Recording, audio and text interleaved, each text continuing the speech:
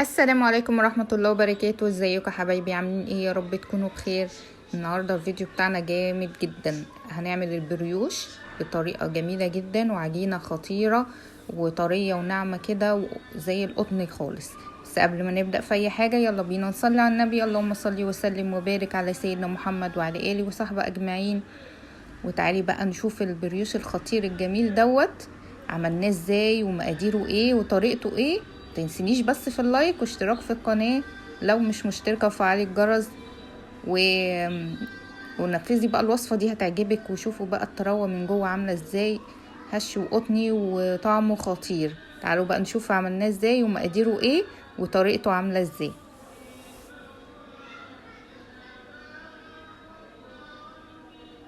اول حاجة هنا معايا من 6 ل7 اكواب من الدقيق. هنشوف واحنا بنعجن هناخد قد ايه.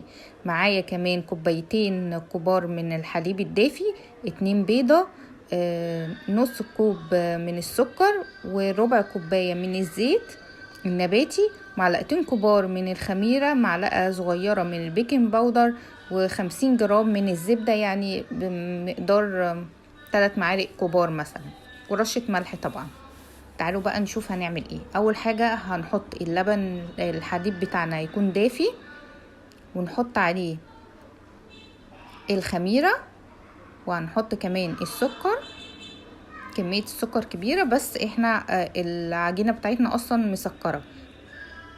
وهنأديهم بقى تقليبة كده وهنسيبهم بقى على جنب. هنغطيهم، هنقلبهم بس كويس عشان السكر يدوب معايا والخميرة، وهغطيه بقى واسيبه على جنب لحد ما يخمر معايا.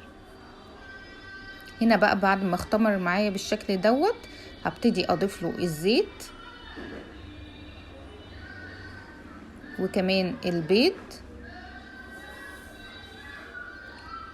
وهقلبهم بقى اخلطهم كده مع بعض كويس عشان كله يدخل مع بعضه الاول. لو ما عندكيش عجان تقدري تعملي على ايدك، مفيش اي مشكلة خالص. بعد ما خلطت بقى المكونات كويس كده هبتدي انزل بالدقيق. مش هنزل بيه كله مرة واحدة، هنزل بنصه كده الاول، وطبعا عليه رشة ملح ما ننساش. هديله بقى تقليبة كده الاول، وهشوف بقى هيحتاج معايا قد ايه بعد كده. وطبعا حطيت عليه كمان البيكنج باودر وحطيت رشة الملح بس ما تصوريش. هديهم تقليبة كده عشان الدقيق يخش في العجينة، واشوف هو محتاج قد ايه تاني معايا.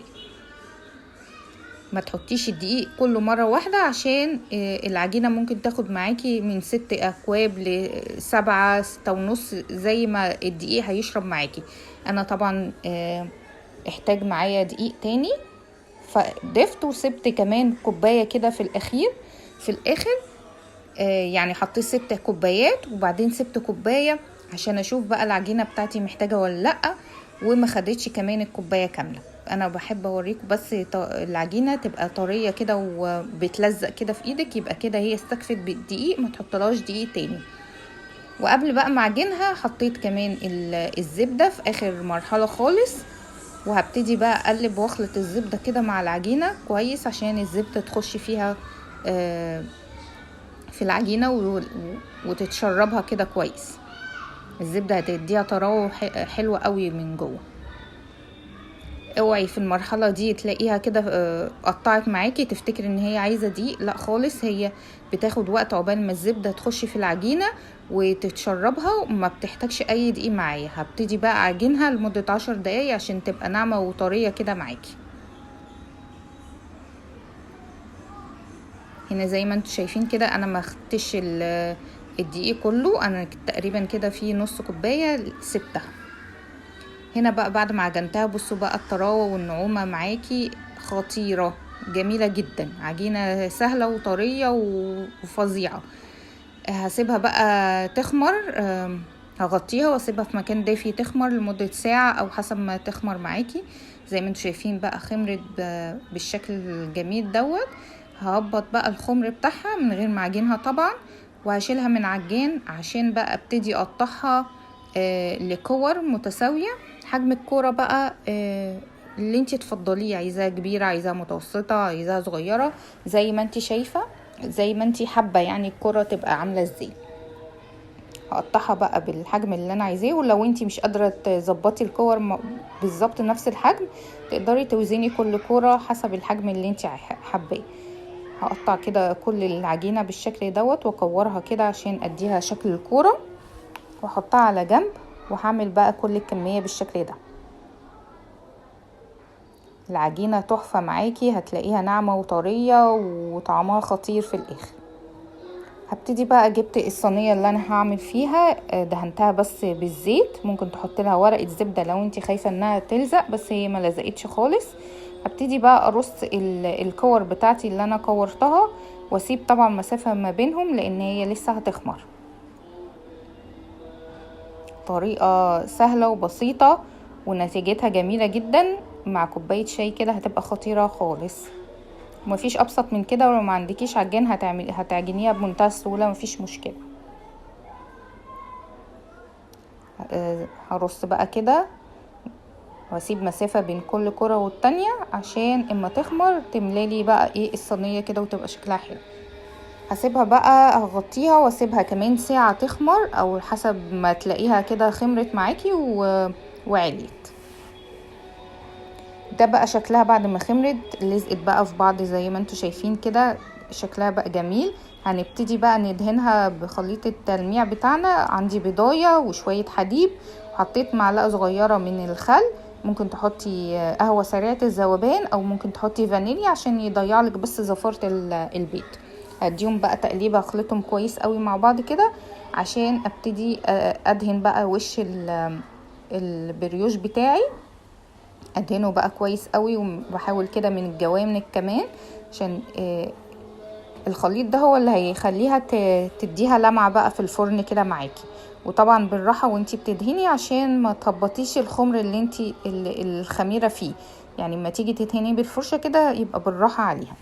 وطبعا هكون بقى مشغلة الفرن في المرحلة دي كده عشان يكون سخن معايا، عشان اما اخلص احطه في الفرن. وبعد ما دهنتها ابتدي ارش رشه من السمسم كده، دي اختياري، لو مش حابه مفيش مشكله، بس طبعا بيدي قيمه غذائيه حلوه قوي للاطفال وما ياكلوها يعني. بس كده هدخلها الفرن على درجه حراره 200، هتقعد معاكي ربع ساعه. وبعد اول ما طلعت زي ما انتوا شايفين كده، اول ما طلعت وهي لسه سخنه، هسقيها بالشربات. ده عندي شربات خفيف، نص كوبايه من السكر عليها كوبايه من الميه، حطيتها 5 دقايق تغلي على النار وطفيت عليها. واول ما طلعت كده من الفرن هبتدي ألمعها كده بالشربات. ممكن لو عندك مربى مشمش تخففيها كده بشويه ميه وتدهني بيها برضو الوش، هتبقى جميله جدا وخطيره. هتدي لمعه كده والطعم مسكر وجميل. هدهن انا بقى كل الفطيرات بالشكل ده كده، وعلى الوش بقى هرش رشه من جوز الهند. جميله جدا وجربيها. ولو وصلتي بقى معايا لحد هنا، ما تنسيش تحطي لي لايك واكتبي لي كومنت كده تشجعيني بيه وتفرحيني، وجربيها وهتعجبك ان شاء الله. رشيت بقى عليها جوز هند كده. بس كده، يا رب بقى تكون عجبتكم، خطيرة وناعمة وطرية وهشة كده، جميلة جدا وقطنية حلوة قوي وطعمها خطير. تنسينيش بقى في اللايك واشتراك وكومنت حلو منك كده. والسلام عليكم ورحمة الله وبركاته.